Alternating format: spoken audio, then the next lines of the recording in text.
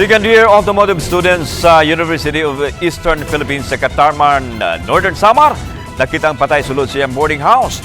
Padayang imbestigahan sa kapulisan ang hinungdan sa kabatayon ni John Arcel Namungkali, 20 anyos, kinsa lumad taga Palapag, Northern Samar. Napalgan nga wala kinabuhi si Namungkali kagahapon or sa gabi sa iyang Ford mate. Gipaubos na usab ang iyang lawas sa post-mortem examination aron masayran ang iyang kamatayon. Base sa inisyal ng investigasyon sa kapulisan ni Adtong Biyernes, November 10, katapusan nakitaan nga buhi si Namungkali.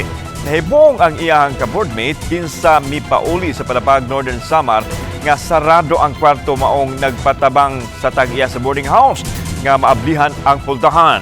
Ug dinhina matod pa nila na sayran ang ginangatan ni Namungkali kinsa matod pa siyang roommate adunay asma.